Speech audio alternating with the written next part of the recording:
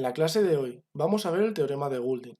Este teorema también se puede llamar teorema de Pappus o teorema de Pappus-Goulding.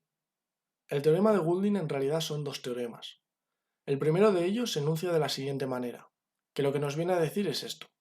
Imaginaros que tenemos una curva de longitud L y un eje, ambos contenidos en un plano de forma que no se cortan y de manera que el eje está situado a una distancia d del centroide de la curva.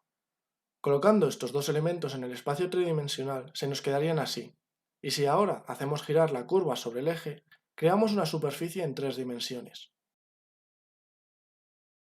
Pues lo que nos viene a decir el teorema de Goulding es que el área de esta superficie es igual a 2π por la distancia del eje al centroide y por la longitud de la curva. En cuanto al segundo teorema, es prácticamente igual al primero.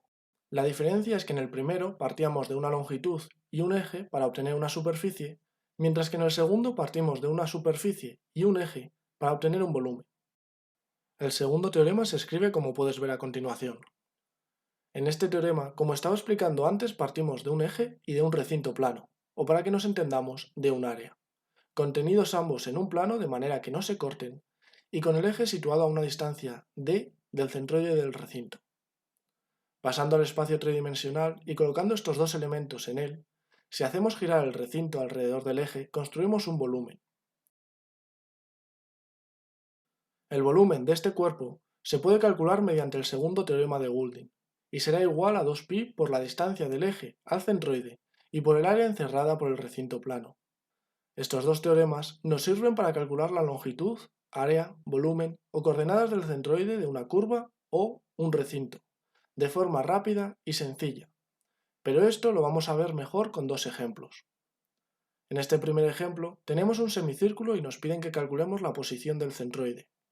Para resolver este ejercicio vamos a usar el primer teorema de Goulding, pero para poder aplicar este teorema primero necesitamos la longitud de la curva y el área de la superficie engendrada al girar el semicírculo sobre el eje. La longitud de la curva es inmediata de calcular porque es la mitad de la longitud de un círculo. Y en cuanto al área de la superficie, es también inmediata de calcular. Si giramos el semicírculo sobre el eje, obtenemos la superficie de una esfera.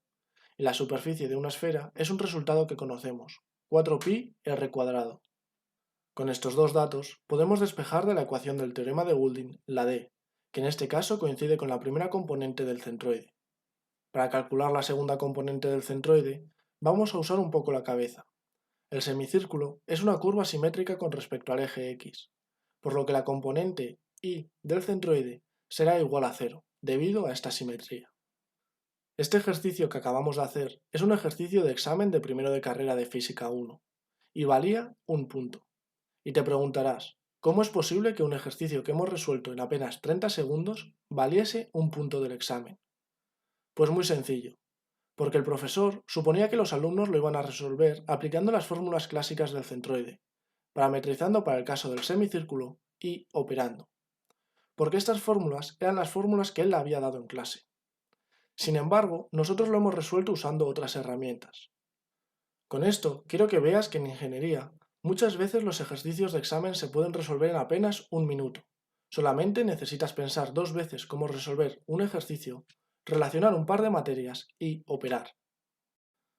En el segundo ejercicio tenemos una elipse inclinada a un cierto ángulo con respecto a la horizontal, y nos preguntan cuál es el volumen del sólido que se obtiene si se hace girar esta elipse sobre un eje que está situado a una distancia d de valor 3 del centro de la elipse.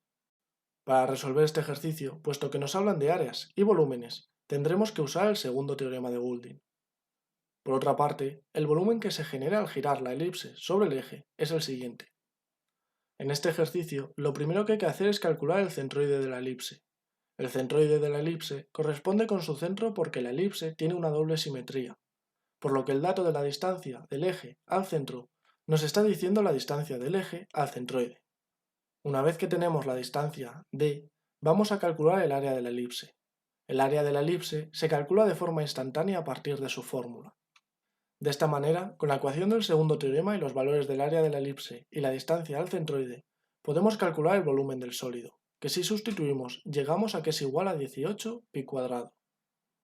Y con esto terminamos la clase de hoy. Como siempre, cualquier cosa que necesitéis dejádmela en los comentarios. Espero que la clase os haya gustado y recordad, estudiad para sacar un 10 y sacaréis más de un 5.